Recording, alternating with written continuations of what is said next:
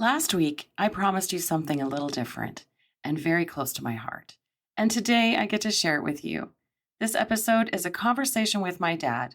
He's 93 years old, and we sat down for a simple, heartfelt walk through his life. From growing up in England to his years in the Royal Navy to meeting my mom, raising our family, and eventually moving to Canada. I do want to apologize for the audio quality. I'm not set up for a professional interview, so it was only kind of a one track, but it was really important to me to get this recorded anyways. We didn't cover every detail or timeline perfectly, but that wasn't the point. This was about stories, memories, laughter, and legacy. This conversation means more to me than I can put into words, and I'm so grateful to share it with you. So wherever you are, I invite you to settle in, listen with your heart, and enjoy this very special episode. Hello, beautiful listeners, and welcome to the Intuitive Marriage Method. I'm Amanda Pott, wife, mom, nana, and part of a big blended family in my second marriage. I'm a certified life coach, an intuitive empath, a little woo-woo, and yes, plant medicine is my jam. I created the 12 foundations of a thriving marriage to help me stay true to myself, communicate clearly, set expectations, and build a beautiful, harmonious marriage. My husband and I are passionate karaoke singers. I love to paint and create, and this podcast is my way of sharing what I've learned, leaving something meaningful behind, and maybe giving you a laugh or two along the way. If you're a married woman ready to reconnect with yourself, build self-worth and self-love, communicate better, and hear some real stories, and possibly a little inappropriate humor, then welcome. You've come to the right place. So, hey everyone, welcome to today's very special episode of my podcast. Actually, this is a little different. This is just going to kind of go on my YouTube for Amanda Pott, and maybe we'll do some of it on the Intuitive Marriage Method YouTube once I have that going. Right, Dad? You've agreed to this, right, Dad? Just so I'm not holding you hostage and forcing these stories out of you. Okay, good. This is good. So, I'm here today with my dad, the man who has been my guiding light and the inspiration behind so many things that I do and the person that I am today. And this episode is a walk through his life. From growing up in England to joining the Royal Navy to building a family here in Canada. And along the way, we'll get into some wisdom, some memories, and of course, love, because that's what I'm all about. Now, before we dive into that, right? I'm all about love, right? Oh, you certainly are. So before we dive into that, let me share a quick story that's always stuck with me about my dad. So, there's numerous, but for sure one sticks in my mind definitely is you always creating and making a skating rink for me in most of the yards that we grew up in, like in the backyards of most of the houses. The very first one was, I guess, when we were in Cartwright Road or on Cartwright Road. Yes, in the Maples. Yes. And we moved to Canada probably in 75. So I must have been about 4 or 5 when you created that. And I guess you would have been about that age. Yeah. Yeah. And I just remember you coming home from work and it would be dark and you would have the hose out and you would be spraying. And I didn't realize how much work making a rink actually was until I got older. So that's a very special memory of you, because that's what got me into skating. But another one was, I think we were just discussing this actually this afternoon, is you built Nanny and Granddad's home. So that would have been your father and mother-in-law, I was right? involved in the building of their home. They helped. They did some as well, of course. Okay. Yes. Well, one of my memories is I used to go and play with my nieces and nephew when we were there with my sister and whatnot. And I remember there was some dirt in a septic tank, I guess. And I remember I was the one that was lowered down by a rope to go pick out chunks of mud. And I just remember looking up and you're like, it's okay. You're going to be okay. It's safe. I've got you. And I just remember being lowered into this tank. But anyways, I thought it was underground. We later cleared that up, that it would have been above the surface. So it was originally. I'm not quite sure what it was when you got lowered down. But that's. And so can we be clear? Was it actually mud that I was retrieving, or what was I down I think it would You have told been me it mud was because mud. had been unused as a septic tank. Okay, thank goodness. Okay, so The you house didn't. wasn't built, and so it was unused. Okay, so you didn't drop me down there to go grab a big pile of No, shit. no. Okay, good. That's good. That's good to know. Okay, we're glad we're clearing this up. Oh, anyways, I mean, there's so many memories, but those kind of stand out for me when I was a very, very young child. So I guess moving forward, Dad, for most people that don't know who you are, I know we were doing this for our family and for generations to come, and all your great grandchildren that will be here long, long after you are no longer here. What? What? I know you're I'm going to live going? forever. Well, you're at least going to live. What are you now? How old are you now? I'm 93. Holy smokes. Amazing. Amazing. So you have at least until 100. You got to make it at least another 7 years for sure. Yeah, well, Centurion. So, we'll see. but for people who do not know you, how would you introduce yourself? Well, my name is Anthony Charles Basson. I'm not very tall. How tall are you, Dad? Well, I was 5'6" at one time. I'm probably a bit shorter now. Don't know quite how tall I am now. And your birth date is? 15th of June, 1932. Amazing. So 93. Yeah. And so do you go by Anthony? Tony. And when did that start? Who started that? Always. Always. Tony is kind of the nickname for Anthony. Okay. Yeah. So right from day one, you were always Tony. Tony, yeah. Okay. Very interesting. Anthony only on official documents, you know. Or in trouble. In trouble, which luckily I never was. That's too funny.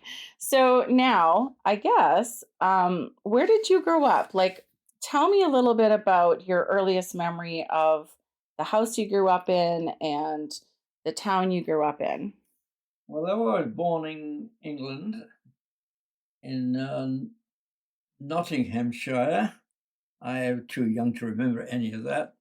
My family moved to London, and my earliest stages or earliest remembrances of being in the house at a place was called Alperton.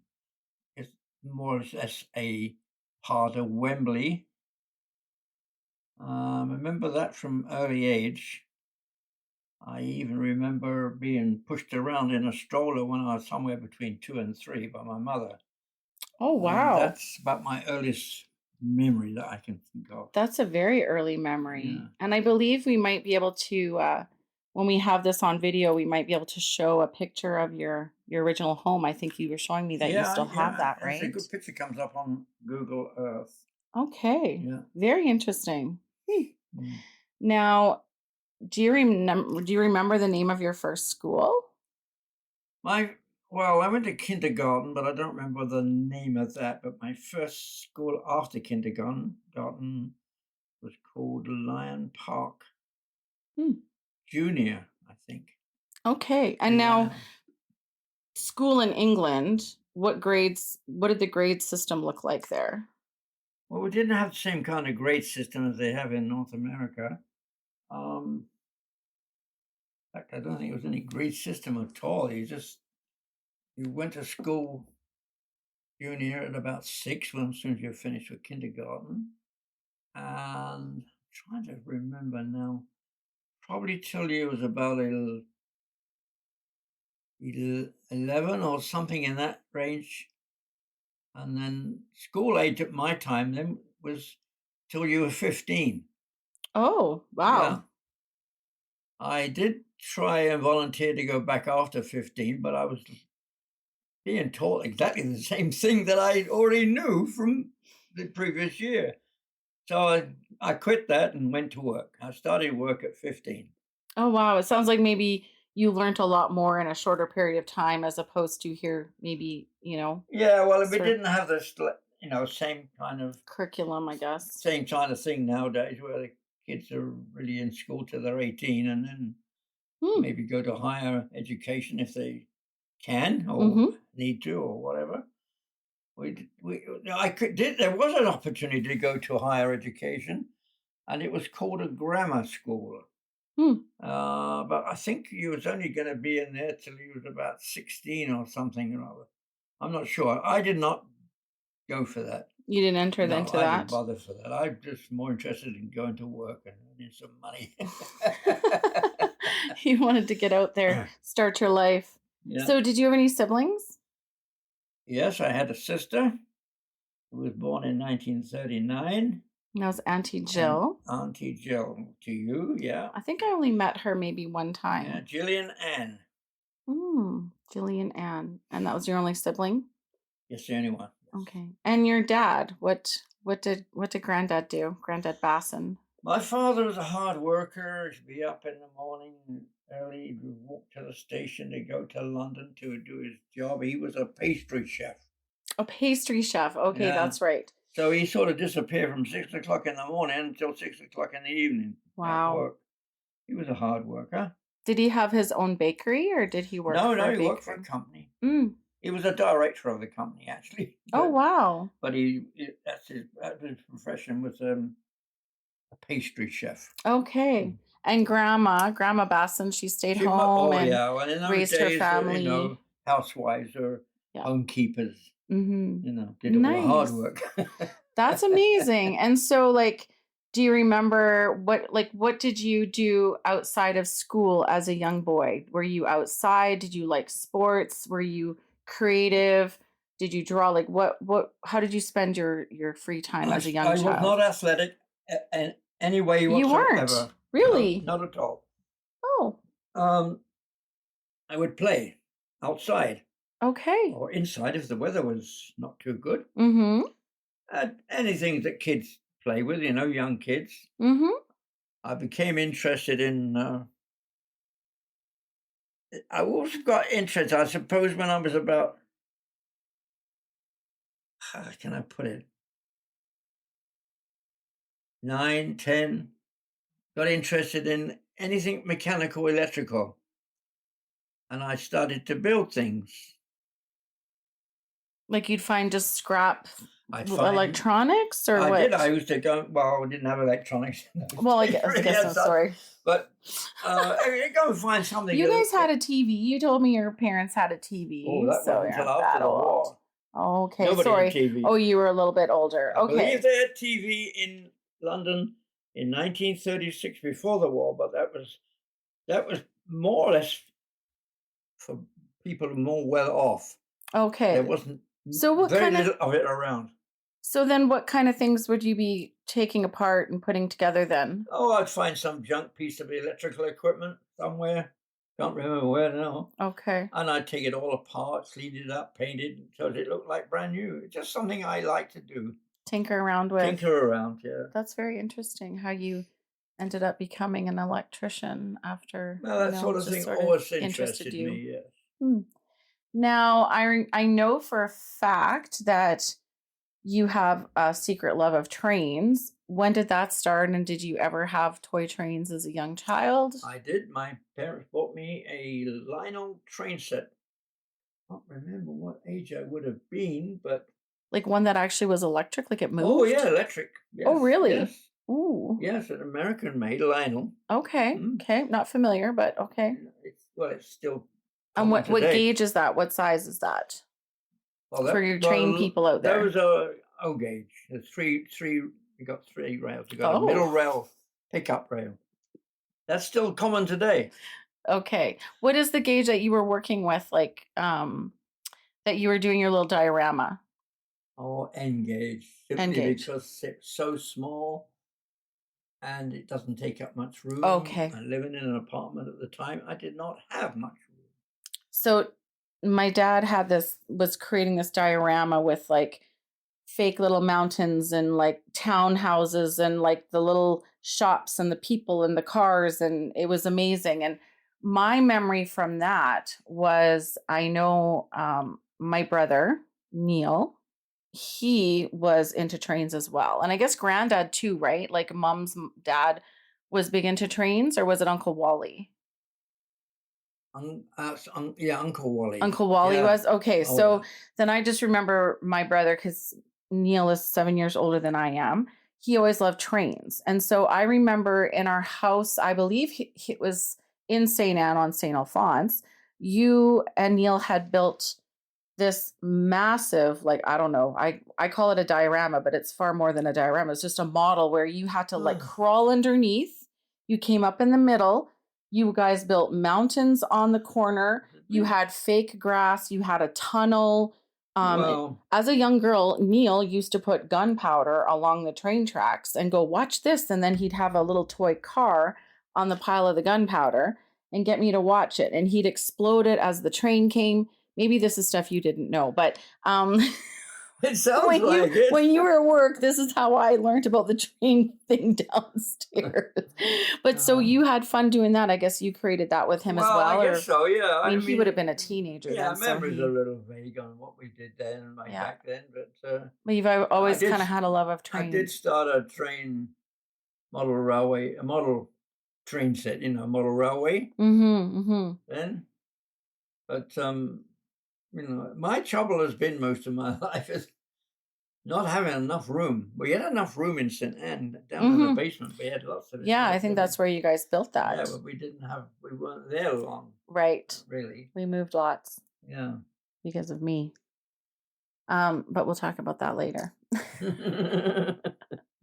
So now my first story of hearing about you and Mom, now just to recap, my mom passed away, Sylvia Grace Basson. She passed away in 2014. You guys were together this whole entire time, and you first met her when you were 5. Can you tell me a little bit about that? Yeah, I met her in kindergarten. I was sort of liked her at that. That's all you can say at that age, You like somebody, and you kind of clung to them a little bit. And then I guess after kindergarten, we went our different ways because she went to a different school to I did, just the one I went to. So it would be a few years later that we actually got back together again. We were probably young teenagers, men. I'm not sure what year now. Yeah, I heard stories. Maybe it was like around 12 and 13, 14, something. Yeah, and then I think you really she kind of came to see you when you were around 15, 16, and then from that time on, you guys kind of really started dating. Yeah, after I joined the Navy. Well, she went to became a dancer. Right. What kind of dancing did she do again? She was a ballet dancer. Ballet dancer. Right. But she was on what they called in England pantomimes. Okay. Well, she sang too. She was an opera singer as well, wasn't she? Like yes. Crazy, yeah. Now they did pantomimes, and she was in. They would do shows like Cinderella. Oh. And things like that, and she was part of the flying ballet. Oh wow! Yeah. Okay, see, there's a lot of that I don't really know the details about her dancing. You probably don't remember I don't know either. a hell of a lot either, quite honestly. It's been a lot of years, right? A lot of years. I wasn't with her when she was doing that. Right. She was on that for just a very short time. And then I met her again after I joined the Navy. We got together. And the rest is history. Yeah. Wow. Well, then now those of you who know that I am interested in like marriage, I'm a marriage mentor, and I'm into like the whole self-love and happy marriage, which my whole life was basically a dumpster fire of relationships. My dad can attest to that. He's rescued me a few times. But this last gentleman that I've been with, he's a pretty good egg, hey, Barry? Oh, yes. Yeah, he's 11 years, and he's my soulmate. And then being inspired by my parents' marriage and their love, and never hearing arguments, and always knowing that. But yeah, I've just been so very happy with this marriage and this relationship. And I followed some steps and worked on myself over the years to make sure that this relationship did work out. But I was very inspired by just watching the love that you had for Mom and Mom had for you, and your devotion, and just knowing that you guys always discussed things, and I never heard arguing. I think I heard slight arguing once, and I think it was over me because I was an unruly teen. I was an unruly teen, so I probably, I would not have been serious. Nothing was serious arguments. No, you guys always just seem to be happy. You debate, you don't argue. Yeah. If you have a difference of opinion, you debate, you go through it. And sometimes you have to gently. just agree to disagree, Yeah, right? sometimes you do. Yeah, and Yes. move on, right? And don't hold grudges. Don't disrespect each other. I never heard you guys ever being disrespectful to each other, ever. Never use bad language to each other or anything like that. Yeah. Either of us. So. Yeah, so that's my inspiration for Mm. that. So then from the time that I guess you and Mom met, then you sort of dated and fell in love. I know you got married on a very special day. And what year was that? 1953, St. Valentine's Day. St. Valentine's Day. Amazing, right? Yeah. Isn't that amazing? And The day of love. That was a day of love. It was Mr. snowing, Romantic. snowing when we went into the church, and brilliant sunshine when we came out. Really? Oh, it was meant to be. I love it. I love it. See, it's such a great story. It's such a great story. So now I have a question. Is there anything funny or memorable from your childhood that you remember, whether it was with Mom or before knowing Mom? Is there anything memorable about your early childhood, your early life in England? Oh boy, I don't really. I don't know. Did you fall out of a tree? I guess. Did you fall out of a tree? Oh, when I was a kid, yeah. Yeah. Is that a memorable thing? I guess so. I don't know. I just remember you always told me you had half your elbow was missing. Was the fact that I was in London during the war. Oh, right. Yes. And we got lots of, things going on, bombing and such like.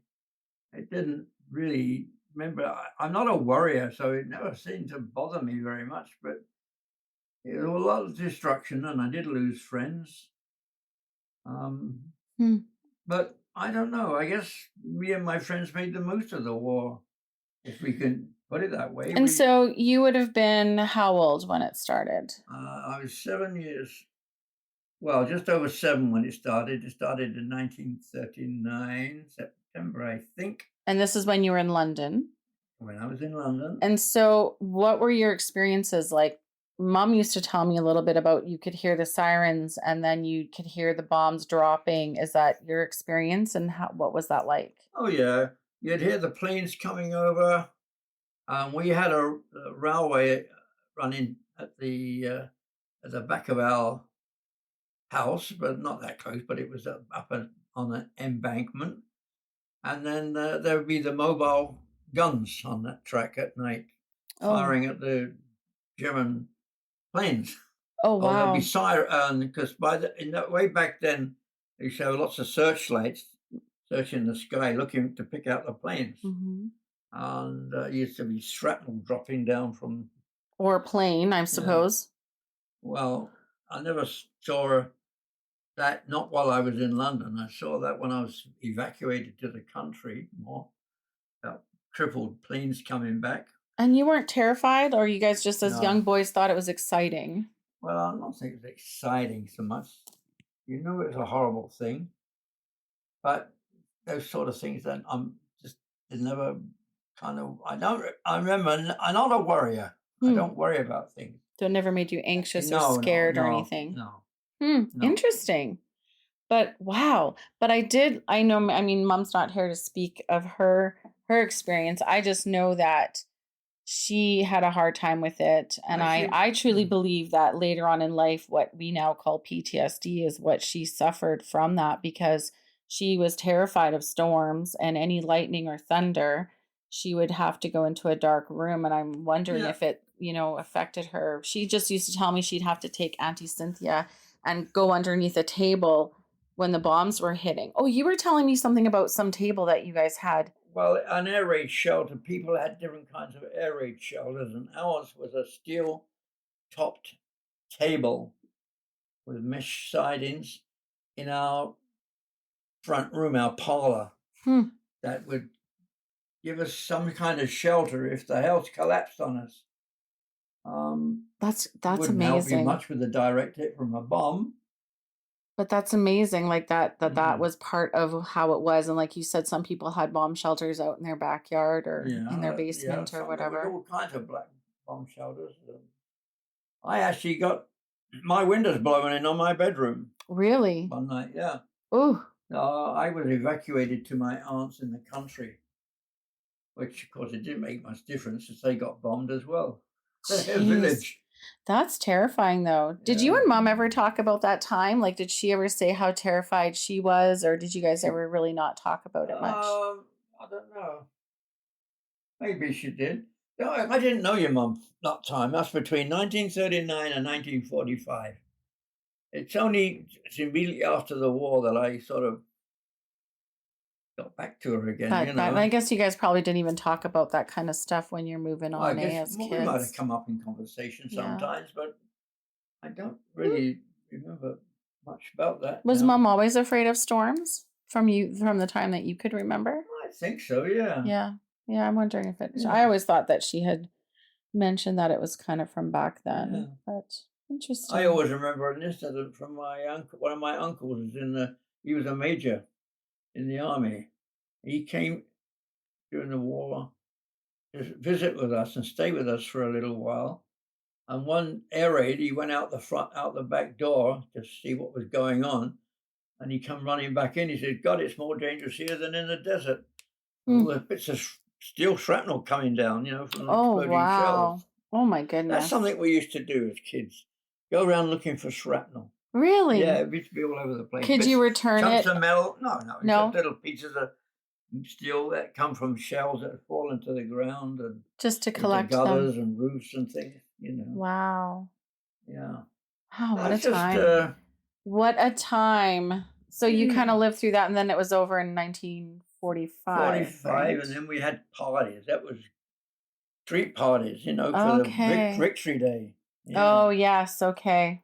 And then we had another one when the Japanese one was over in 1946. Wow. So like street parties, just big parties. The 45 was the big one for us because that was the end of the German, It was a time to be alive. It's time to celebrate. Yeah, that was fun. Wow.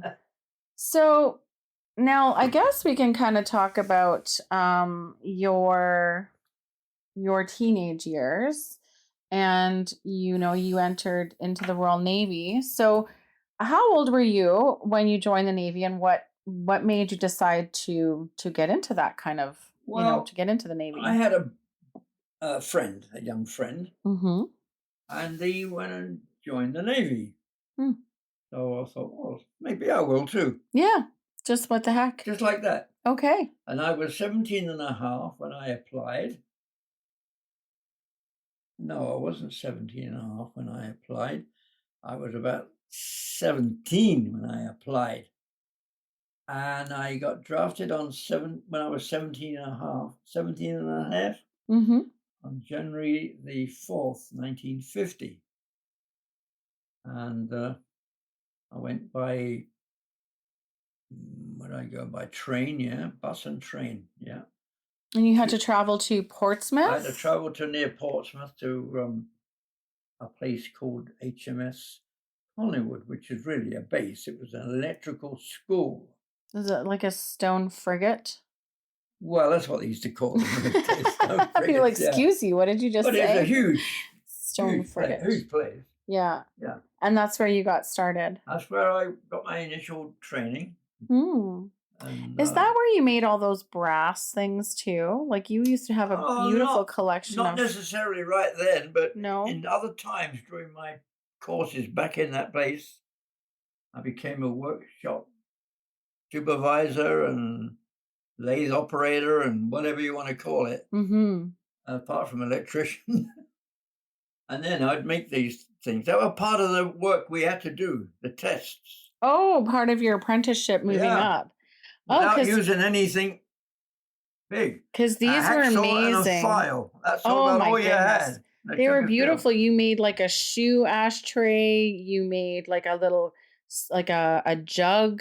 There was so many, the copper and the brass, the ashtray you made. Oh my goodness, they were just beautiful. I remember you had a few pieces that you had made. Yeah, that's just nothing, machinery basically. It's very rudimentary stuff to produce that. It's to give you how to work with close tolerances. A lot of it was. Okay. When you're on a ship and you need to repair something. Yes. It can't be a piece of garbage. It's got to be something that's close tolerances. We used to work to 1,000th of an inch Okay, so it's like a skill, like you're working your Yeah. skill to get as fine That's to right. close to as you need it to be. Oh, that's really Mm. interesting. That's a very interesting way Mm. of training, actually. Yeah. Apart from that, we did all the other stuff in classes, mathematics, electronics, mechanics, all sorts of things, everything, even atomic stuff. And now, so your first, I guess, experience with the Navy was on a base, right? Like not a ship. And then how long are you on base or in the stone frigate until you actually got onto your very first ship? I think it's about 6 months, roughly speaking. Okay. And then you get drafted to a ship. Okay. And what was your very first ship that you got drafted to? It was a light cruiser, 10,000-ton cruiser, HMS Sheffield. And I got drafted to that. I think we might have a picture that we can maybe put up too. Yeah. You can get pictures of any of the ships if you Google. Well, the one that you had on your wall is probably the one that I will get from you for. Yeah, that was one taken in San Diego. And then also too is I'll take a picture of your outline here too, because you have this huge outline of so if we put this up on the screen, you have this outline of where you were placed, right? Posted throughout your whole career. My dates of going from one place to another in 22 and a half years. And so get started off in Collingwood, 4th of January in 1950, and all the way down to, what was your final position sort of with the Royal Navy then? Chief Petty Officer, Electrical Mechanician. Oh, wow. Okay. Sorry, say that one more time. Chief Petty Officer, Electrical Mechanician. Wow. And that was, you ended your career in the end of January in 1967. Is that correct? The day before my 40th birthday. Really? Ooh, yeah. January or June? That's oh, hang on a second. Maybe we're looking at the wrong one. Yeah. Here it is. Sorry. Yeah. June 14th, 1972. Yeah. Okay, because I was going to say, I thought you were still in the Navy when I was born, and I was born June 71. Yeah, I was just towards the end. Okay, and so you had been on how many ships in total? Oh, God, I don't know. Okay, what we'll do is maybe we'll figure that out, and we'll put a list of all the different ships and pictures and stuff when we do this. Yeah. Yeah, if you want ones that float on water. Yeah. That's pretty cool. 1, 2, I don't know, 3, 4, 5, 6, 7. 7, I think. 7 floating ships is what you were on. Yeah. Wow. The other time our bases. The other ones were stone frigate, like bases? Yeah, bases. Like, we spent a couple of years or so in Singapore twice. So myself, my sister Lynn, and my brother Neil, we were all born in Portsmouth, correct? Yes. Okay. And so what was life like on board the ships then? Were you often docked, or were you out at sea? Well, yeah, you dock to start with, and then you go on a trip somewhere, what they call showing the flag. Oh, showing the flag. I've heard that before. We spent on the Sheffield 14 months in the Americas. It's in Bermuda was our base, the Caribbean islands, USA, Canada, and South America. So showing the flag. You might spend a couple of weeks in each place, you go to. It's called showing the flag? That's what it was called, showing the flag, yeah. Oh, that's nice. And so you traveled where during that cycle? Bermuda, various islands in the Caribbean, Halifax in Canada, Norfolk, Virginia, Belize, San Diego, San Francisco, Vancouver, 2 places on Vancouver Island, Portland, Oregon. Wow. LA, Hollywood Beach. Really? Long Beach. Yeah, Port of LA. Now, do you get to dock and go in these places and see? Visit in these places, yeah. Oh, wow. Yeah, nice. Yeah. Hmm. Yeah, I remember Hollywood. That is really interesting. I remember a story that I don't know where you were, but I think you told me the story that all your buddies wanted you to go and party when you were, docked somewhere. And you were like, nope, I'm staying on the ship. And you wrote to mom. Like you would Well, write there might letters have to been mom. times like that, yes. Yeah. Not all the time. Right. So sometimes but if they were just going to go and probably go do some not so great stuff, then you kind of stuck behind and stayed on the ship. Well, yeah, I had my fun and that, and. Mm-hmm. And didn't the men like give you a hard time, or man, this woman must be something else for you to stay behind? I guess a lot of them had their own wives or girlfriends. But sometimes you wouldn't want to go out and do their kind of partying. I could not drink very much. If I drank too much, I get drunk too easy. Oh goodness! I didn't do too much. You were an easy date. I was an easy drunk, if you want to put it that way. Oh gosh! Well, I've never known you to be a drinker.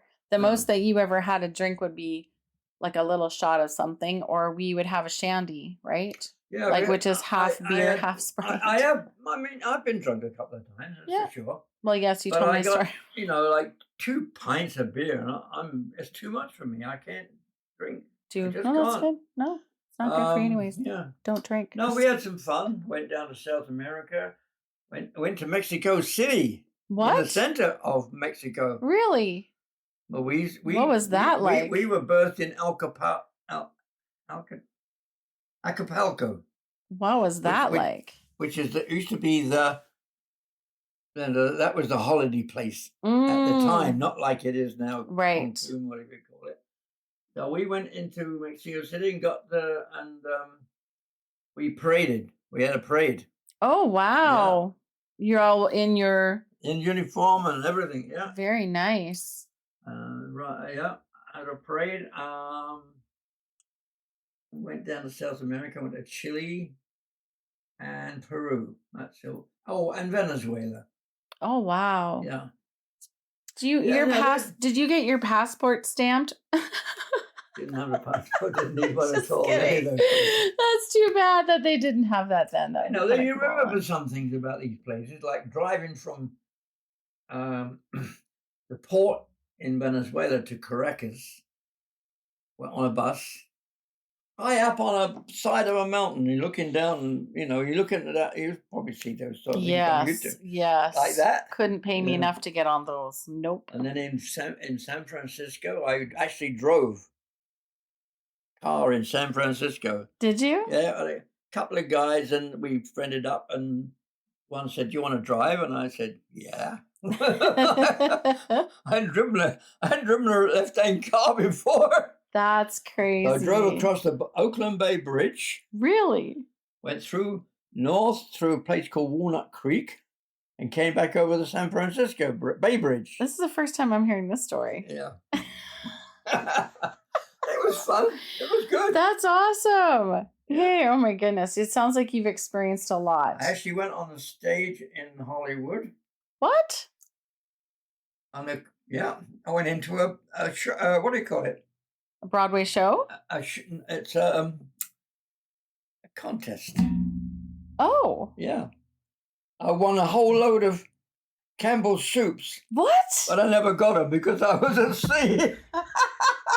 So you went like on stage and acting, or were you singing? No, a contest. What do you call it? Where you actually answer questions and get everything right. Oh, like a game show. Yeah, like a game show. Oh my gosh, Dad, that is hilarious. I've never heard that story before either. Wow. That is so these funny. things I'm just remembering now, Oh my goodness. Oh, I keep hitting the mic here. That's too funny. Oh, and so how did your time in the Navy, do you think, shaped you as a person that you became later on in life or today? Well, it taught me discipline, taught me loyalty. I don't know. I don't know. It just, I don't know whether to say it taught me to be a good person or whether that was just a natural in my genes or not. I have no idea. But I never wanted to hurt people or argue with people. Did get into a fight once in Australia. What? Yeah. You did? Yeah. And in the outback? Well, we were up in In the outback. yeah, kind of much in the outback.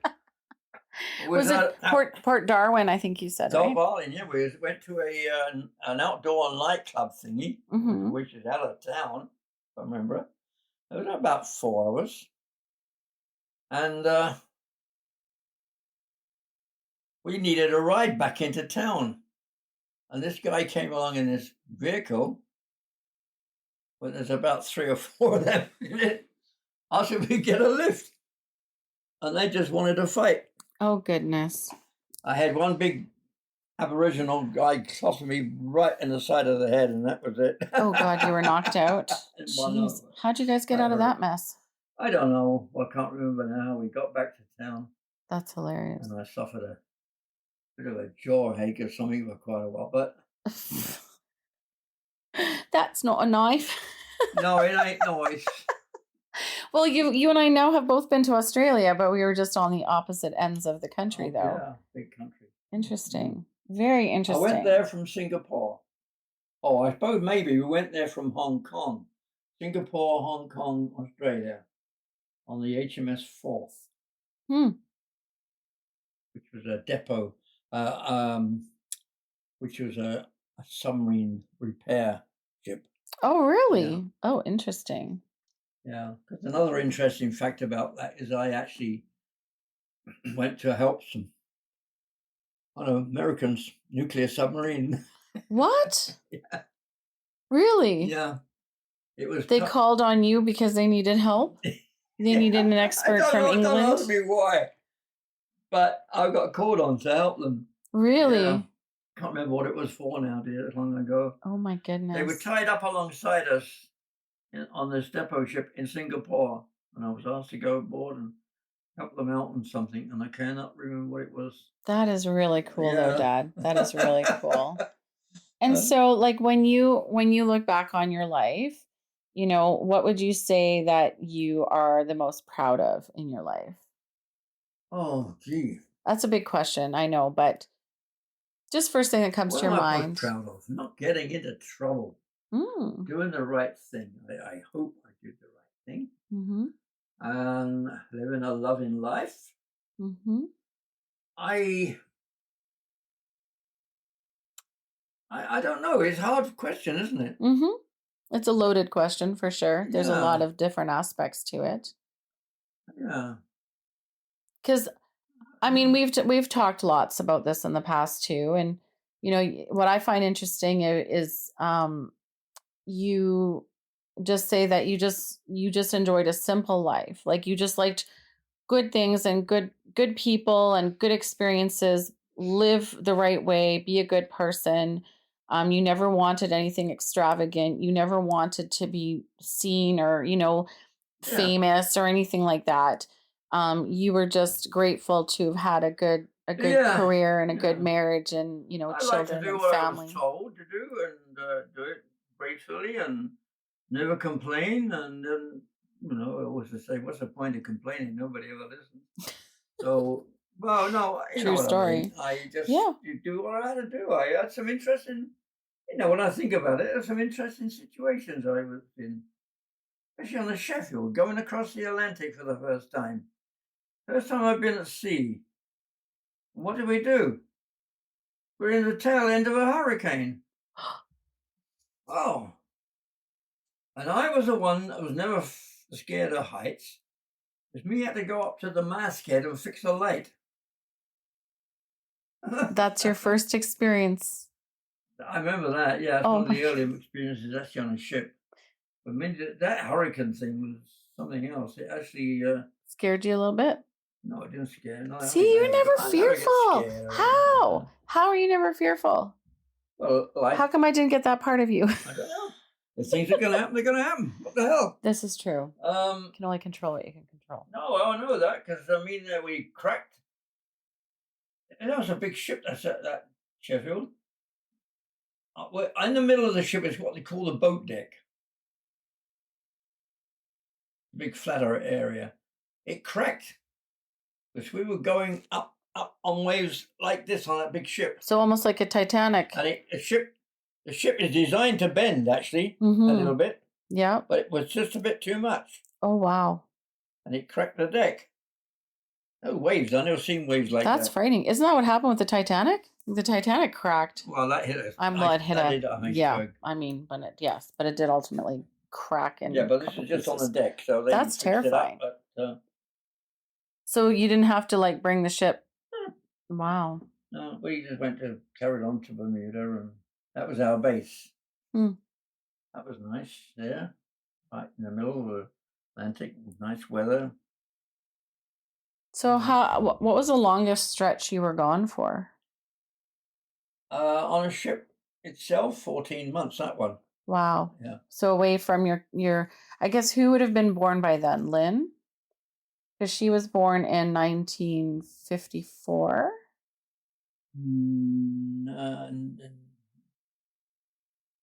Nobody was born then. What? Nobody.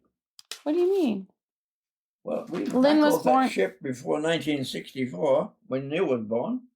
Oh, I see. Okay, I wasn't sure. So Yeah. I just thought Mom said that you were away for a long time and she had kids. Like she had kids already then. Well, there was times when I was away, but they were, for her it might have been a long time, but they might have been 6 months. Oh, or I something see. Like It wasn't that, the long stretch. Because Yeah. Lynn was born in 54. Neil was born in 64. I was born in 71. We're all born in Portsmouth. But you were gone at certain times different throughout times. that time. Yeah, like okay.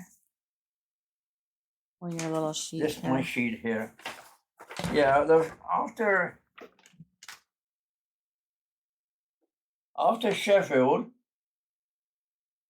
I was at Collingwood for courses, right? Yeah. Then my first ship after that was the Adamant, Bellerophon.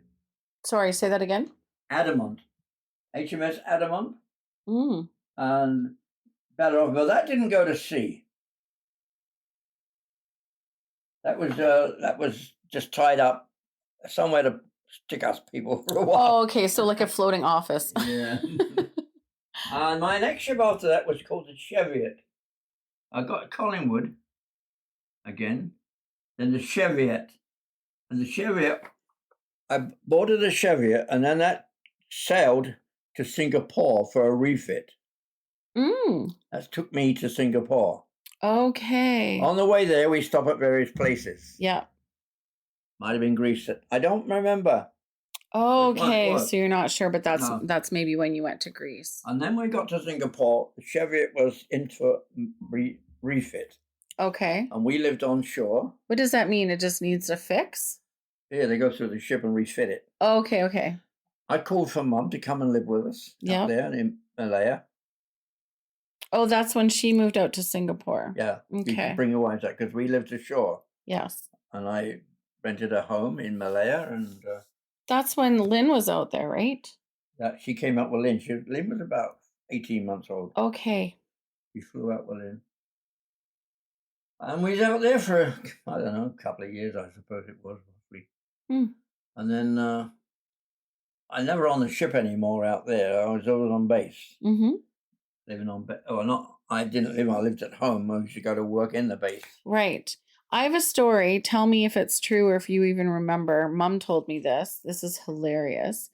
That when you guys, now this might have been before you had children, but I believe it was in Malaysia somewhere. But you guys had a little cottage, a little home, and you didn't have windows, so there was like geckos coming up on the walls, like the little salamanders. Oh, that's in. And that you guys had a maid, and I guess you guys came walking down the road one time, and Mom was like, "What is that hanging on the line?" Oh, yeah.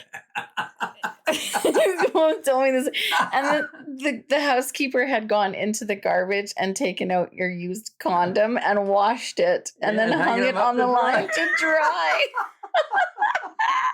I was like, "What is that a true story?" She didn't know. Oh yeah, that's true. Oh, she didn't know anything. She was just a very she didn't know, basic young girl, Malayan girl. Yeah, who probably didn't know what that was. She was very nice. Yeah. She's very caring. That's hilarious. You guys came around the corner and saw this condom That's hanging for the on geckos. Well, that's what you get out there. Yes. You do have windows. You do? But the windows are all barred. Yes, there's no glass. Because you always got your windows open. It's always hot. You're like 31 degrees every day. Well, that's what I meant. We don't have like glass windows, like windows. It was just open. Oh, they were open. Yeah, you have glass. Oh, okay. It's about all open in most cases. So geckos get in, and they're always hanging around on the ceiling and going for the moths or butterflies and whatever. Yeah, Mom told me that story years ago. They're just normal. That was so funny. Okay, that's hilarious that that's a true story then. Yeah. That is really funny. Very, very funny.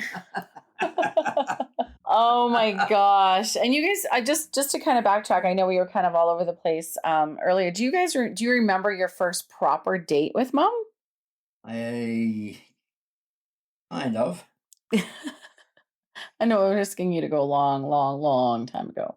How about like, where did you get married? In Wembley. Do you remember the church? I think it's called St. Mary's Church. I'm not sure. Okay.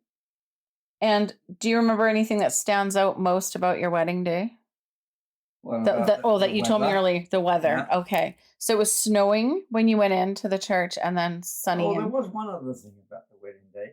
Before I got serious with Mum, I did have another girlfriend. Oh, what? Okay. Her name was Eileen. Spill the tea. Her name was Eileen? Eileen Brown. Get out. Okay, that's a whole weird thing because your second marriage was to Eileen. And that is very bizarre. I was really serious with her. Oh, I did not know this. She was in the church. Did she know that it was your wedding? I think she must have upset her. Oh, did she make a scene? No. Mom could have taken her. No. That's hilarious, Dad. I did not know. Well, I knew her because my mother started doing when she later on, she got the kids are all grown up. She wanted to go and do some work, do something. So she went to work in a little place, making things. I don't know what the hell it was now. And this Eileen's mother also was there. So that's how I got to know the family. Okay. And I guess she thought I was something else, eh? Stuff. All that in a bag of chips. Whoa, bag of crisps, as we put it. I felt bad about that afterwards. I thought, oh my God, that's a rotten cat I am doing that. Well, did you tell her you're breaking it off, or all of a sudden she just knew you're getting married? Well, I didn't really think it was that serious. It's too funny. Oh, it was a whole different day then, right? It was a whole different day. And so how long were you and Mom married for when she passed away? She passed away in April of 2014. So how long have you been married? 61 years. 61 years. Wow. And then you moved on later on and remarried Eileen, who was wonderful. And now, unfortunately, she has now, she's now in a nursing home as well, correct? I spoke to her the other day. Yeah, I know you visit her every once in a while, right? Yeah, you guys get to go. That's good. Well, I know you're not even really living in the same kind of city together, as you are here closer to family with us, and she's closer to her family, so it works out. But interesting. So, wow, I did not know that you were with somebody else beforehand. Yeah, Dad. Craziness. Yeah. Well, I'm glad. Nothing really serious in that. No, I know. It's just probably that relationship. Well, at least as far as I can remember, we were basically very good friends, if you know what I mean. Right. Yeah. But I think she fancied me. And you fancied Mom. Okay, so having been married for so many years, what do you think is the key to a successful, long-lasting marriage? Don't argue. Just discuss and be loving and caring. What else? Those are perfect things. Don't be greedy. You always seem to work as a team. Yeah, I guess that's, work together. I guess communication, right? I guess what you're saying is communication is the key. And communication is a big thing. Yeah. And it's unfortunate too many couples don't have that communication level with the respect. I'm not really a great talker, but the thing is, just the opposite. Like when you talk, do bad things. It's just hard to say. But you're a good listener. You're a good listener. Yeah, I don't mind listening. I don't mind talking to somebody talking to me, if you know what I mean. Right. It's not like I'm scared of talking. When you're to having people. a yelling I'm or not very good at accusations. socializing, like starting a long conversation with,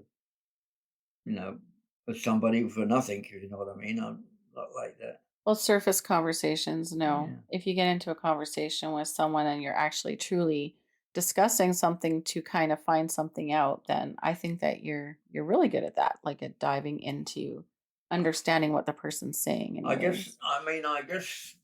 listen to the guy I'm sitting with at the table, and we get on very well together. We do. And this is he said he likes me. He said I like you. I sometimes wear the t-shirts got jokey things on. Oh yes. He likes that. And I sometimes make remarks. And like we got a third guy now who comes there. Oh, okay. And he sits with us, and you start talking, and he said, he's got no hair on his head. And I said, yeah. I said, they say that grass doesn't grow on a busy street. He'd never heard of that one before. He said, I got to tell that one to everybody. Oh, that's good. Well, you are quick-witted, so I'm glad. Oh. And this is at your assisted living place, right? Yeah. In Steinbach? That's awesome. Yeah, assisted housing, Yeah. Senior housing. Yeah. Supportive housing, that's right. That's awesome. So you have a couple of buddies that you have breakfast with. We've got a couple moving in there shortly, just opposite my room. Oh. They've moved 2 beds in there, hospital beds, into that one room. So there's a couple coming in. So I ask about, now I can hear loads of laughter going on. Mm-hmm. And I guess it must be the young daughters or whatever settling it all up. Yeah. So apparently, I asked him, about 2 beds. He said, yeah, they're in hospital, this couple apparently right now. Yeah, they're going to sleep in this room. And they're going to spend the days in another room. So I guess they're in 2 rooms. Oh, wow. Well, that'll be kind of neat to have a couple there. I guess it gives them more room, Well, I got more other space. couples there, or one more other couple. Okay. She's blind. I mean, a lot of them are, in that area. Like my dinner mate, Harvey, he knows everybody. I tell him. I told him this morning, breakfast.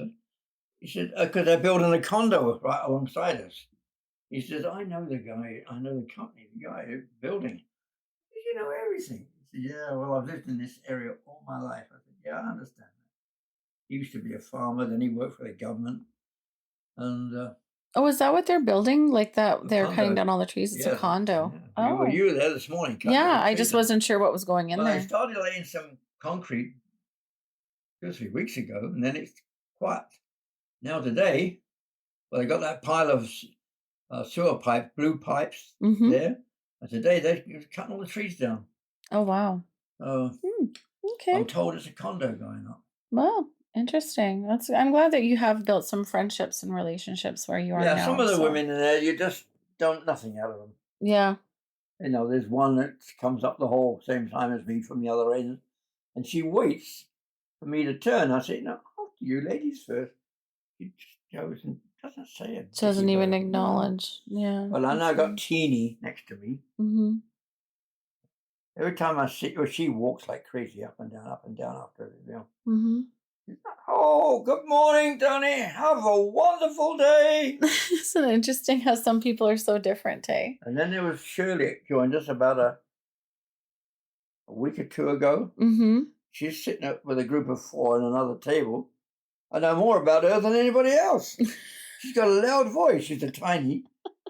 From behind, she looks like Eileen. Yeah. Oh, I'm Shirley. I've come from London. Oh wow. I've got 5 children. I've got 3 daughters and 2 sons. You're just shouting out like cue cards.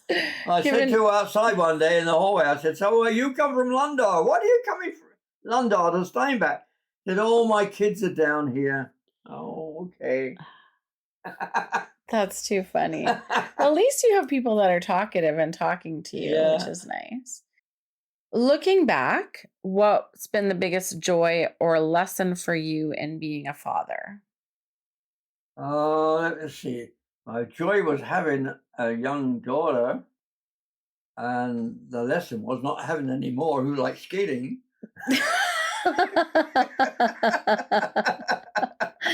Yeah, that was expensive. No, that was good. Just That's kidding. okay.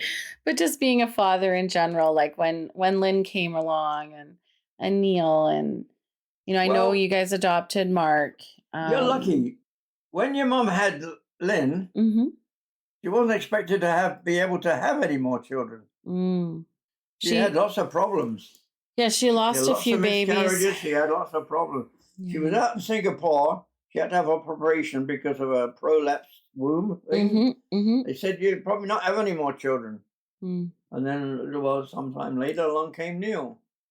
And then, unfortunately, you... Thank you very much. Yeah. I know I was like the rainbow baby of all rainbow babies, and she was 39 when she had me. So The only good thing, one good thing about that, in a way, was we didn't have to use any condom.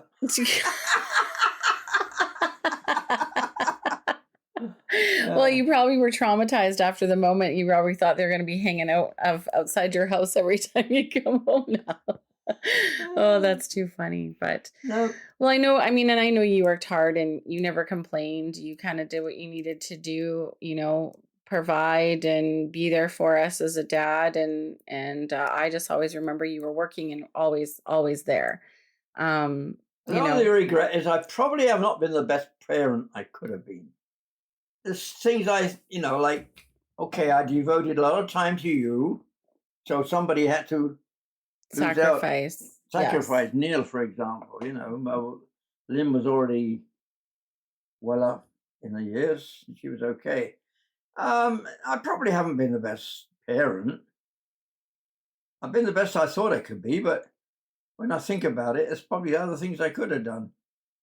Well, I think even as a parent now to adult children, I look back and think there's a lot of things that I could have done differently. I could have spent my time differently. Do I have regrets? I don't have regrets. There's no good regretting. No, there's no, you can't change the past, right? You can only try to improve the future and move forward and realize that, okay, well, maybe I, did kind of mess up or wasn't this or wasn't what I thought I should be or what my kids thought I should be, but I did the best I could at that time and I always loved them and hey, it always kids don't come with instructions. You know why your mum only put figure skates on once? Why? Well, when I made that rink in Cartwright Road, yeah, she had some figure skates on. Oh, I did not know that. She went on the ice with you. Yes. She fell and dislocated her shoulder. I did not know that. Why don't I remember that? I must have been there when it happened. Well, you're probably too young to think about it then, dear. Oh, that must have been so painful. I called the ambulance and they got that sorted out. That's but she would never put skates on again. Really? Wow, I did not know that story. So she fell and dislocated her shoulder. Yeah. Oh my. Well, it's easy to fall on ice, isn't it? Yeah. Oh, very, very. Oh, I did not know that. Interesting. Huh. Yeah. Well, I don't know. What do you like? What made you and Mom decide to leave England and come to Canada? Because Walter phoned me up because they were working at Pepsi, him and his son, Wally. Mm-hmm. Wally and Walter and Wally. Yeah. And they were working undercover. Oh, right, because they were both policemen. Because there was stuff being stolen and they were just working like a forklift trying to get their eyes open and figure out what was going on. Okay. And he found out that there was a shortage of electricians and so a lot of their equipment wasn't working properly. So he spoke to them, I guess, and he said, well, I got a son-in-law who's an electrician back in the UK. Could you offer him a job or something?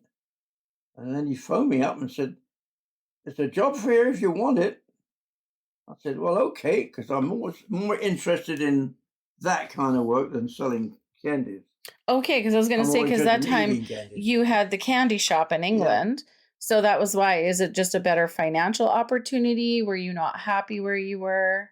Yeah, I left my life moving from one place to the next. Mm-hmm. And I guess it gets time to move. And you move. And Okay, then I so thought, that's where well, I get that from you then. I could never stay in one spot Yeah. for very long because I was so used to moving. so used to moving.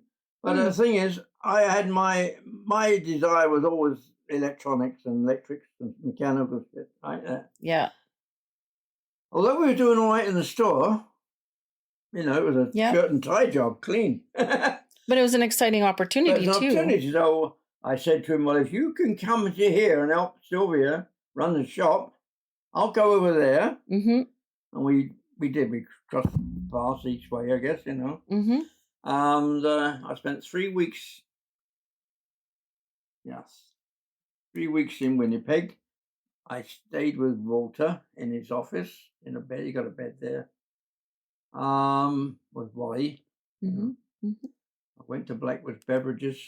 We worked about a week and a half and got the machinery all fixed up and that. And most of the couple of employees he had at the time gave up and went home. And I said, well, yeah, I like it. They like me. I said, I've got to go home and do the immigration bit. I said, that's fine. There's going to be a job here for you when you come back. I said, okay. And then the rest of the time I spent evaluating the cost of living here and all the other things it would take to live here, So how long did that take from the time you worked out here until we actually moved? 8 months. 8 months. Oh, wow. Yeah. Neil was a holdup because of his epilepsy. Okay. He had to be accepted for medical reasons. Okay, yes. It took a while. Yeah. Wow. Interesting. And so then Lynn and Richard moved over. Very shortly afterwards. But Nanny and Granddad were here already, right? No, they were back in UK. Oh, right, because they were helping out Mom. Or Uncle Wally helped Mom. Let's see, I got to get this straight. I'm asking a lot. They moved back to UK. And they didn't come back out to Canada some little while after. Right. I remember they had an apartment off of Adson Drive. Yes. Oh, Adson Drive. Okay, I thought it was on the Maples. other side. Okay, it was in Maples. I don't remember the dates now. Okay. And Lynn and Richard came not long after. I don't know why. What made them do? Well, maybe they just decided they want to stick with the family more than anything. Yeah. Although he had family back home. I don't know what the reasons were, quite honestly. Interesting. We'll have to ask her. I'll have to ask her. What was your first impression of Canada when you were here? Were you worried about the weather extremities? Were the extremes? Yeah. What was your first impression of Canada? Well, in the 3 weeks I was here, it was in August. Okay. Beautiful weather. Wally knew some good friends up in the Charleswood area with swimming pool. Mm-hmm. I spent some time there. Nice. I spent with a good nice people. Yeah. So and then winter hit when you were here and it was a shock. Well, you know what it's like in February. You got all the dirty snow on the side of the road. Yes. Oh, it wasn't a shock. I knew you knew it was going to happen. It's there. I knew it was going to happen. Yeah, I knew it was a cold climate. That's too funny. Yeah. And so when we moved here, did we stay with anybody or did we go straight? Did you have a house in Maples right away? Walter picked us up at the airport. It was late at night. We went to time they used to drive up to it and they put your window down and bring a tray out to you. Was it A&W? Yes. I remember. Inside an A&W on Portage. I remember. Well, I remember, I don't know how old I was there. But further up Portage, went to a motel. Okay. Stayed there, I'm not quite sure how long, but wouldn't be long. And then we went looking for somewhere to rent to start with. Okay. So we ended up right out towards west end of opposite the Cinnabon Downs, but the Winnipeg side, That was the very first place before the Maples? Oh, yeah, we rented. Oh, I didn't know we rented a place in by the Downs. Rent this. Was it a house or an apartment? It was a house. Oh, wow. I don't remember that. I went and shopped at Eaton's. I bought table chairs and cabinet. The chairs were free. You forgot to charge us for them. I'll have to send them money one of these days. I went and shopped there. I guess I did other shopping too, because we would have to. Do you remember the street My that we lived on? furniture from UK was on shipment to us. Oh, that's right, because that's the teak table and the cabinet and everything, Yeah. right? Now, do you remember the street we lived on in Furt? Like the first street we lived on? Because I don't remember this. I thought the first place was on Cavendish Cartwright. Drive, up that area. Sorry, what did you say? Cavendish was close by, I think. Cavalier? Cavalier's where? Cavalier is like by Unicity, like It's off up that way. Portage. It's just inside the perimeter. On Portage, though. And it was a small, like, enclosed, like, close, road. Mm-hmm. Not a through road. Mm-hmm. Forget the name. But of it was a house. Oh, yeah, it was a nice modern house. So I don't remember having any pictures of that. I always thought no, I it was got no like pictures of Cartwright it. Road. No Nothing way. at all. No. Interesting. So that was about a year then you lived there, or not even? No, not even a year. Not even a year. Then I went and bought the house up at the Maples there. Yeah. That house was $42,000. Wow, that was a beautiful home too. It was nice big Yeah. yard. And then what made you move to St. Anne? Because working at Pepsi, I seemed to be the only one there, and I'd be working there like God knows how many hours. That's right. You moved farther away so that you weren't called in so much. Before I even get out of the car, because you didn't have cell phones. Oh, right. Mum would come out to me. They want you back at Pepsi. God. So that went on for quite a while. Then I thought, well, the farther I move away, I can make it a little harder for them to get me. Interesting. So that's why you moved this way. Searching around, and I don't know why I picked St. Anne. I really don't know why I picked St. Anne. I guess I was just driving out in the country, out the east somewhere, and came across 103 St. Alphonse, is it? Yep, 103 St. Alphonse. It was a new place, brand new. Mm-hmm. Not tell you how much it cost, but it was not very much. Yeah, and I remember you painted it different. It was yellow and white. You painted it. But that was I changed it. I put an extra door in the front by the garage. Yep. I mean, you had a big garden, big dog house. Yeah, and we had that big dog. Yes, Nana, big St. Bernard. Pyrenees Mountain Dog, whatever. No, she was the St. Bernard. You had the Pyrenees Mountain Dog when I was a baby in England. Nana, she was a St. Bernard. We had that one in England. Didn't we have the same one in? No, she was a St. Bernard. Was she? Yeah. Oh, okay. Yeah. All right. Then more than I do. I've just got pictures of her. That was a nice place. It was a nice place. Yeah. And very well, because you went skating. We were traveling. You were making double trips now. Because you needed better coaching, we had to move to Winnipeg. Yes. And then the moves from every year on. In Lake Village Road. Yes. But before all the paperwork and costing went through, I rented a house on Jubilee. Oh, so you were buying the house on Valor, or not Valor.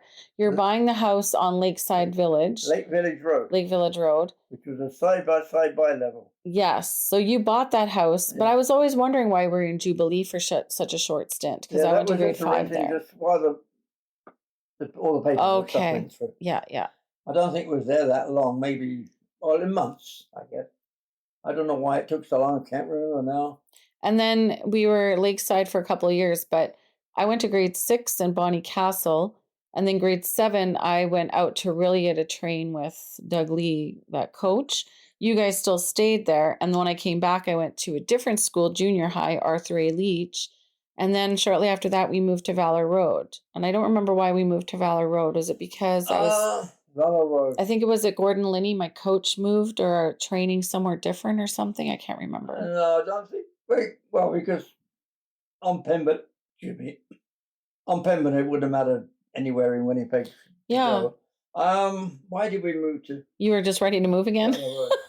I think, that you get that itch. Yeah. Well, I do. A lot of people don't understand. What it was. Yeah. Just time. It wasn't a very big home. That side by side, bi-level. And there was no garage or anything like that No. either. Yeah.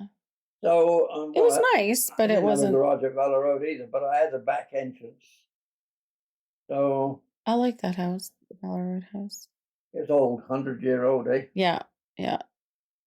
I mean, Did you know that after you guys, years after you, like we moved out, you built your house out in, well, I guess like Ross, that house on Valor Road was on the news. It was like a meth lab. Yeah, it was a drug house. It was a drug house on the news. I was like, oh, there's our old house. So, yeah, that was kind of crazy, but interesting. Yeah. Interesting. So, what was the hardest part about leaving England behind? No. You didn't have nothing. Nothing? Not your family, anything? No, not really. Well, what family did I have? Well, I guess you were with your family, right? Your immediate family mother, or your married and family. my sister. No, not really. I just say that people go do what they want, and I did what I wanted to do. It didn't really. They were okay. So you were fine. My sister, I think she was she a widow already? Can't remember. Auntie Jillian? Yeah. I remember that. They were going out one day, and her husband sat on the bottom step of the stairs to do his shoes up, had a heart attack and died. Oh my goodness. Were you friends with him? That was Jack, right? I knew them, was it Jack? Jack? Jack, her husband. Yeah, it was always Jack and Jill. Jack and Jill. Yeah. Oh, wow. And then, of course, my mother came to visit us. When we were in St. Anne, right? Yeah. Mm-hmm. And then Jillian came out. Do you remember you and Mom went to England? What year was that? You went back to England? 99. 99? And you went to the Cotswolds because that's kind of where your side of the family is. Northleach. From? Northleach, I think it was. And then isn't that like is it like your great-great-grandfather worked as a superintendent in some castle or something there? Yeah, in a prison. Prison. And that was where? Northleach. Northleach. Yeah, Cotswolds. Yeah, there's Cotswolds. He used to have a big life-size effigy of him inside there, but they got moved. Oh. It's got moved to Tilbury Museum. Okay. Oh, interesting. But when you guys went, it was there? It was there. Okay, I think those are the pictures that we have, actually. Now, just another question we didn't really touch on earlier. So how many grandchildren, great-grandchildren, etc. do you have in total? I have 8 grandchildren, 9 no. I have 8 grandchildren, 9 great-grandchildren, and 8 great-great-grandchildren. Holy moly. And that's not even including, I mean, I know you've really never met a lot of them, but our bonus grandchildren, like Barry's grandkids on our side, bonus. Right? And you've even got more than that extended family, but that's so funny. So I guess, what's the one piece of advice you'd want to pass down to your children and grandchildren? Be good and love others. I love it. Be good and love others. 100%. Too much hate in this world. Yeah, lately it's scary. So at 93, I hope you live without there being a third world war. It could happen. I hope it doesn't happen in our lifetime or our grandchildren's lives, but it's a scary thought. It's going towards that direction, it seems, to me. Quicker and quicker. Yeah, there's lots of things going on in this world. You don't even hear about them very much, but they're going that way. Yeah, exactly. And what is today's date? When are we talking here? September 15th. 2025. And so I guess, what's the secret to living a long and happy life? Because you've made it to 93. Not very many people make it this far. So what would you... A lot of it's to do with your genes. You know. But also, I think the way that you think. Oh, maybe. You said you don't worry. I do use my brain a lot. I do a lot of, things that I have to use my brain. Whether that works or not, I do not know. And you've always been positive. You've never really been a negative person that I can remember. No, not really. So you find that, do you think that the way you think also has contributed to? It could, but I do put most of it down to apart from, let's say, clean living, not feeding your body crap, destroying your brain and everything, I think it'll have to do with genetics. But I mean, you outlived your father and you outlived your mother too. Yeah, well, my mother, I don't know if I outlived my mother. Well, pretty much so. She's about 90, I guess. If my father, I might not have his genes. Right. I don't have his muscle. You're a unicorn, Dad. You're a unicorn. I said you're a unicorn. You're an enigma. I mean, my brain seems fine. My body is not that good.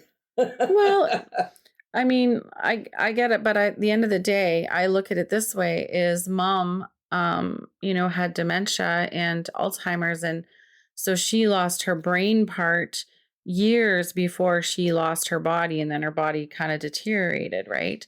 When I look at it, I'd honestly rather have my mind and lose the function of my body more. Her body she got an infection. And I see we used to talk about, years before we got dementia, we used to talk about dementia. Well, because Nanny had Alzheimer's, right? Her mom had Alzheimer's. So that was always a concern. Yeah. But we talked about it, and she said, I'm going to use my brain as much as I can, try and keep it active. And it didn't work. No. And then she said physical activity helped too, and she used to walk a lot too, but then she, it's still... I've never been I've worked physically, but not an athletic type. Like you said, I guess sometimes it just comes down to our genes as well, right? And your way of thinking. A lot of it's to do with genetics. Yeah. I guess if you could relive one moment in your life, what would it be and why? Oh. One moment in my life would be to be with your mum while I'm retired and we could travel, what we did do. That was the best time. Yeah. Yeah. And when people think of you, Dad, what do you hope they remember about you? I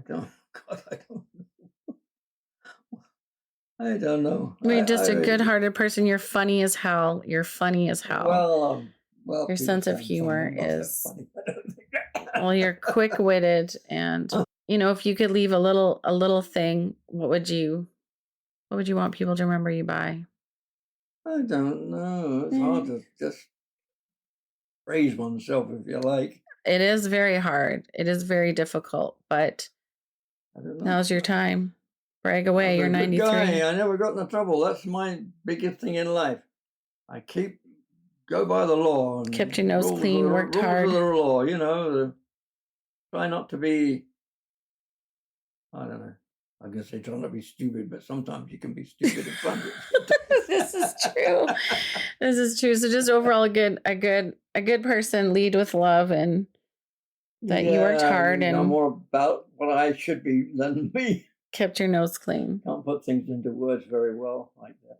I love it. So was there any key people that influenced you growing up? Any people, like, were you ever into celebrities or anybody that, you aspired to be or you looked up to?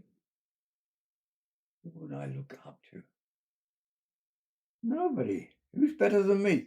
Good question. I think we'll end it with that. I don't think anybody's better than you in my mind. So there you go. No, I really don't know. Well, the only influence I got in life was from my parents, them being what they are, and I kind of followed suit, I suppose. So your dad, I guess? Yeah. Yeah, granddad. Granddad. I didn't really get a chance to meet him, but... Well... Yeah, you didn't know him, did you? No, I really didn't. I apparently I was like 3 weeks old or something, apparently, when he passed away. He was funny too at times. He was a hard worker. Well, my dad, I just want to... you know what the time is? Yeah, it's time to... Lunchtime. It's dinner time, actually. And I'll feed you if we're going to be late, so don't worry about it. But thank you. Thank you for doing this walk through your life with me. I'm sure there's a whole bunch of other questions I can still ask and probably will at some point. It was fun. Thanks for doing this I with don't know me. how It's you're more going for to your turn this into a family. blog. At least it's initial. Yeah, Stages. it's in here. I can play around with it now, and I'll do it into. Did you want to make a into copy of YouTube. this? I might. Yeah, I'll While make a I'm copy here? of that. Yeah, I'll do that actually. So we're signing off. Thank you, everybody, for listening to my story. This is for my family, for their look back at my life. Okay, Signing out. signing out. That's me. Tony. Thanks, Dad. Love you. That was fun.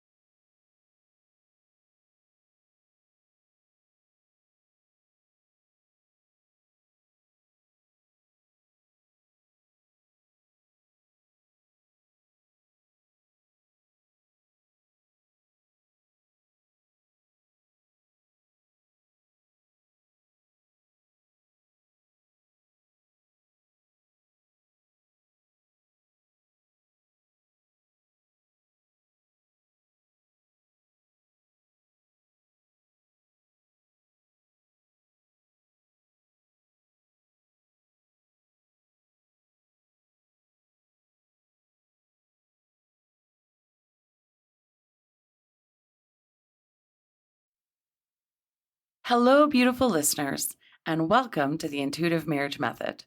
I'm Amanda Pott, wife, mom, nana, and part of a big blended family in my second marriage. I'm a certified life coach, an intuitive empath, a little woo-woo, and yes, plant medicine is my jam. I created the 12 foundations of a thriving marriage to help me stay true to myself, communicate clearly, set expectations, and build a beautiful, harmonious marriage. My husband and I are passionate karaoke singers. I love to paint and create, and this podcast is my way of sharing what I've learned, leaving something meaningful behind, and maybe giving you a laugh or two along the way. If you're a married woman ready to reconnect with yourself, build self-worth and self-love, communicate better, and hear some real stories, and possibly a little inappropriate humor, then welcome. You've come to the right place.